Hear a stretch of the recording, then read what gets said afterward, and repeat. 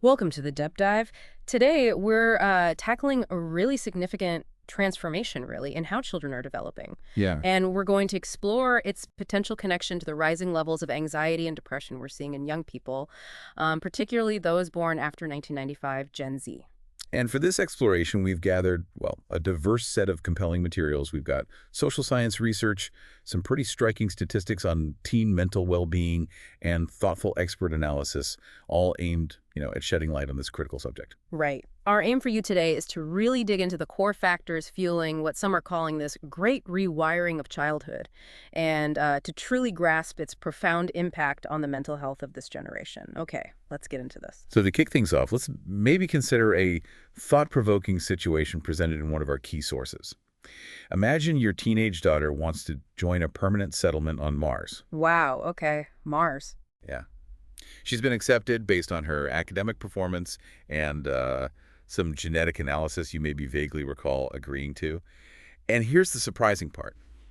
She wants to go because all her friends are signing up. She's pleading with you, please let me go. That's quite a scenario, isn't it? It really throws into sharp relief the powerful influence of peers and just the completely uncharted territory of such a fundamentally different upbringing. Totally. And this leads us to a central theme, the role of technology as a major driver of generational shifts. Absolutely. I mean, the work of social psychologist Jean Twenge really highlights how the technology is prevalent during our childhood. Mhm. Radio, TV, personal computers, the internet, they profoundly shape each generation. Right. And for Gen Z, it seems like a confluence of key tech trends around 2009 created a particularly unique environment. Okay, here's a crucial point to consider then. We saw the rapid expansion of high-speed broadband. The iPhone launched in 2007. That was huge. Yeah. And then the real emergence of hyper-viral social media. Think about it. The like and retweet buttons appeared around 2009, right? Right. That fundamentally altered the social dynamics online. Before that, social media was, well, mainly a tool for staying connected with people you already knew. Yeah, keeping up with friends. So when we discuss the great rewiring of childhood, we're talking about a fundamental departure from, real-world face-to-face interactions within small communities, the very environment humans evolved in. So the analogy of growing up on Mars, it's meant to underscore the magnitude of this shift. Exactly. It's that different. But it's not solely about technology drawing kids away, is it? There's this second, equally significant aspect, this well-intentioned, maybe, but potentially problematic trend towards overprotecting children in the physical world, really limiting their independence. And this trend kind of coincided roughly with the increasing dominance of screen-based entertainment. Precisely. And the decline of free play, it actually began earlier, back Yep. in the 1980s, and then really gained momentum in the 1990s. Why then? Well, it seems fueled by growing parental anxieties. The amplified awareness of stranger danger in the media, alongside some genuine tragic incidents, Right. coupled with the increasing appeal of indoor digital entertainment from personal computers becoming more common. Okay. Now, initially, there was a notion, and our sources touch upon this, referencing the coddling of the American mind essay, Yeah, I remember that. that perhaps certain cognitive patterns being discussed in some college settings were a primary contributor to rising anxiety and depression. And, while that essay raised some important observations about specific trends, by around 2017, the evidence really strongly suggested that the increase in mental health challenges was much broader. Broader how? It was affecting adolescents across various demographic groups in numerous countries. That points towards a more systemic underlying cause, not just something happening on a few campuses. Okay, so we've laid the groundwork. Now let's delve into the core issues, starting with the stark reality of the increase in mental health problems among Gen Z. Yeah, the data here is quite compelling.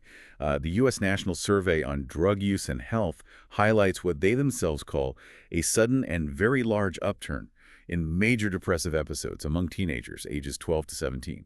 And this kicks in around 2012. And this wasn't a minor fluctuation, correct? We're talking substantial increases for both girls and boys. Oh, absolutely. Since 2010, we're looking at roughly a 150% rise. I mean, the prevalence is more than doubled and kept climbing. Wow. And significantly, this increase happened across all racial and socioeconomic backgrounds. It wasn't isolated to one group.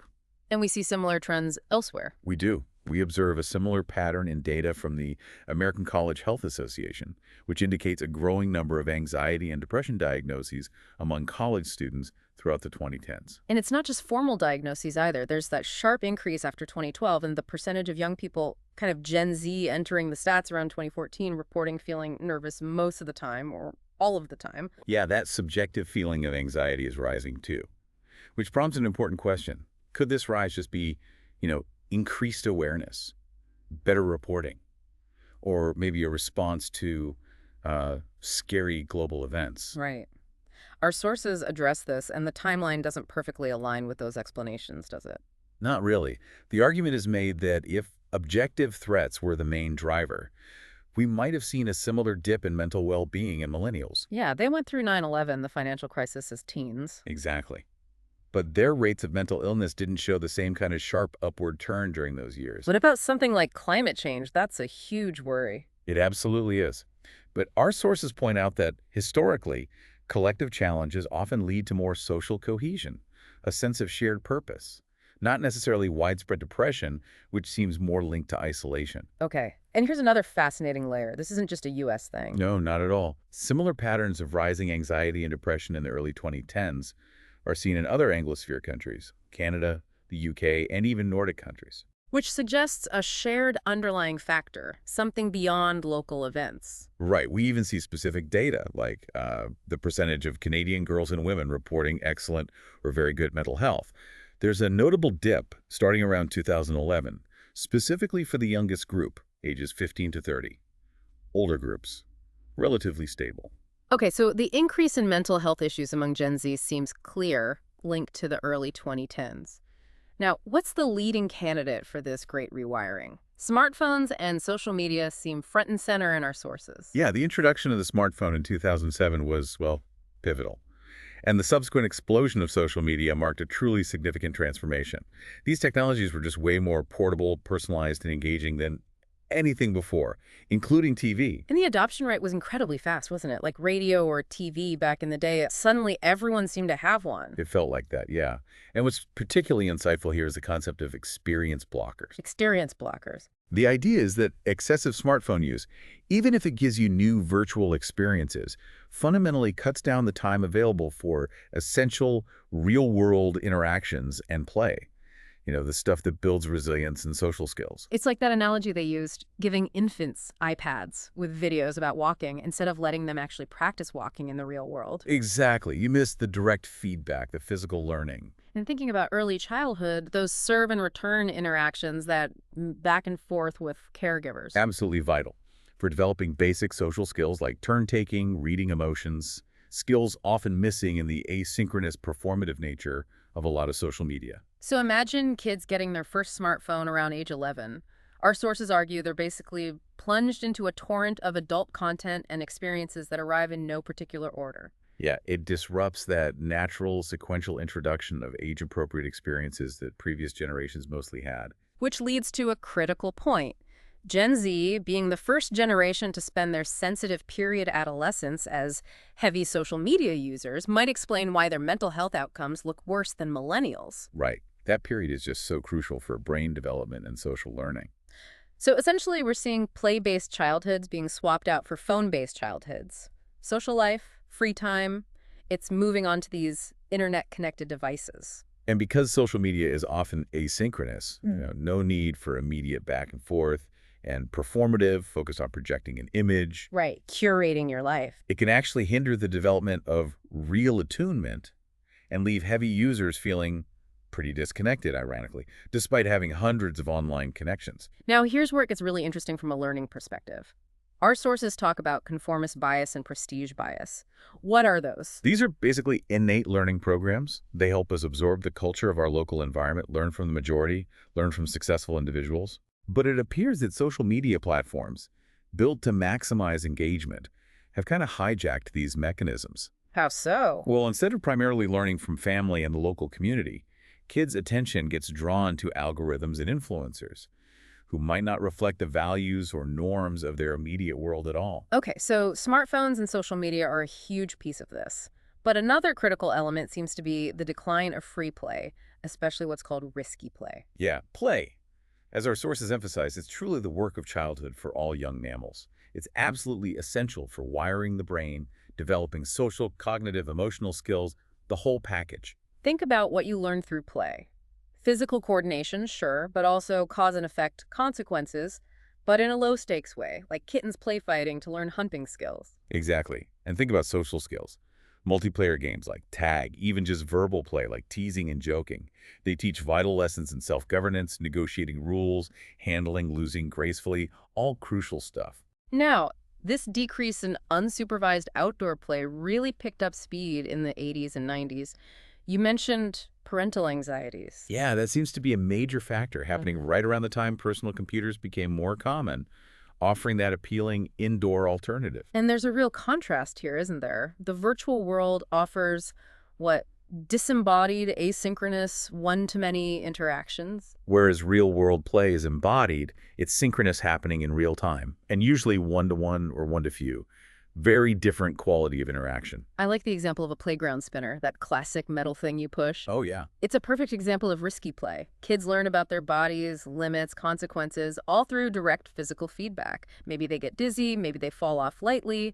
They learn. And interestingly, research actually shows the risk of serious injury per hour of that kind of free play is lower than in adult supervised sports. Really? Yeah, and it arguably yields greater developmental benefits because the kids are making the choices, managing the risks themselves. The guiding principle should be maybe keeping kids as safe as necessary, not as safe as possible. That's a key distinction, and it raises a big question. Can a childhood spent mostly on phones really build the same kind of anti-fragility, getting stronger from stressors that real-world challenges do?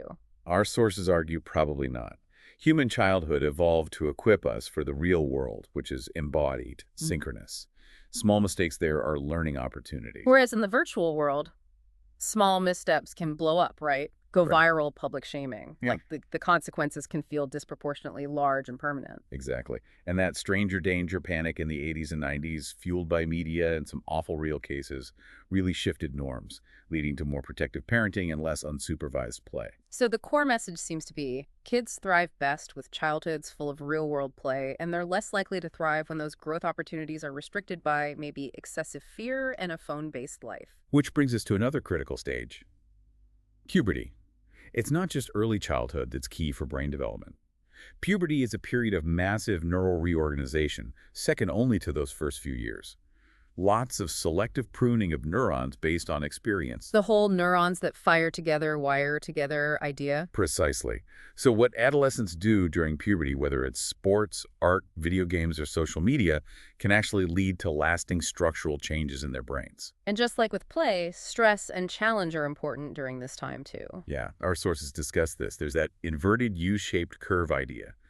A moderate amount of stress is actually beneficial, builds resilience. Too much, especially chronic stress, is harmful. It makes you think about puberty rites in traditional societies, those structured experiences. Right, they were often designed explicitly to help adolescents transition into capable adults. The anthropologist Arnold van Gennep identified 3 common phases: separation from childhood, a transitional phase often guided by elders, and then reincorporation as an adult. But we don't really have clear rites of passage like that in most Western societies now, do we? Not really. And the digital world, with its constant undifferentiated stimuli, no clear age boundaries, it seems to have blurred the path to adulthood even further. And that safetyism trend we talked about acts as another kind of experience blocker here too, right? Preventing kids from learning to manage anxiety, navigate risk, become self-reliant. And smartphones themselves, again, act as experience blockers, pushing out the real-world activities the developing brains really need. Okay, let's get specific about the harms. How exactly is this shift to phone-based childhoods causing problems? Our sources point to 4 foundational harms linked to smartphones and social media, especially after the early 2010s. Right, they are. Social deprivation, sleep deprivation, attention fragmentation, and addiction. Okay, let's unpack those. Social deprivation. That doesn't mean no contact. No, it means less in-person interaction and a negative impact on the quality of social relationships, even if you have tons of online connections. Less depth, less nonverbal communication. Got it. Then sleep deprivation. Pretty straightforward, caused by late-night phone use. Yeah, the blue light, the constant engagement, it messes with sleep cycles, and that has no negative effects on mental and physical health. Attention fragmentation. That's Yeah. the constant notifications, the Yes. difficulty focusing. Exactly. Trading the brain for constant distraction makes deep work, even sustained conversation, much harder. And finally, addiction. How does that work with social media? Well, our sources detail how apps often use principles from behavioral psychology, persuasive technology, BJ Fogg's work is mentioned, even applying insights from animal training to keep users hooked. Like variable rewards. Exactly. Things like that trigger dopamine, which creates wanting more than liking or satisfaction. And you get withdrawal symptoms, anxiety, irritability when you can't access it, just like other behavioral addictions. It's sobering. And you mentioned earlier that around 2013, we saw a disproportionate increase in girls needing psychiatric care. Why might social media hit girls harder? Well, several potential reasons. Social media can really amplify anxieties related to appearance and social comparison, which tend to be more central for many girls. The curated, perfect images. Exactly. Constant exposure to often unrealistic edited online presentations. Studies show viewing manipulated Instagram photos directly lowers body image in teen girls. And bullying patterns shifted too. Yeah, while face-to-face bullying among boys might have decreased slightly, cyberbullying, which can be relentless in public, seems to have increased, particularly among girls. And what about this idea of mass sociogenic illness, like social contagion? That's also concerning. We've seen examples like increases in sound disorders seemingly influenced by online trends or influencers, and potentially increases in self-diagnosed conditions like dissociative identity disorder linked to TikTok trends. It's complex, but social media seems to be a vector. And it ties back to loneliness, doesn't it? There's data showing a decline after 2012 in high school seniors saying they usually have a few friends around that I can get together with. Right. At the same time, you see a rise in students reporting feeling lonely. It really highlights what our sources call the great irony of social media. The more connected online. The more lonely and potentially depressed individuals, and maybe the whole group, can become. Now, what about boys? Is the impact different for them? Our sources suggest a somewhat different but still concerning picture. The combination of safetyism, pushing them indoors, maybe a perceived devaluing of traditional male roles, plus the intense draw of online gaming first, then smartphones. Pulling them away from the real world. Yeah, into the virtual world. We saw boys' early interest in arcade games, home computers.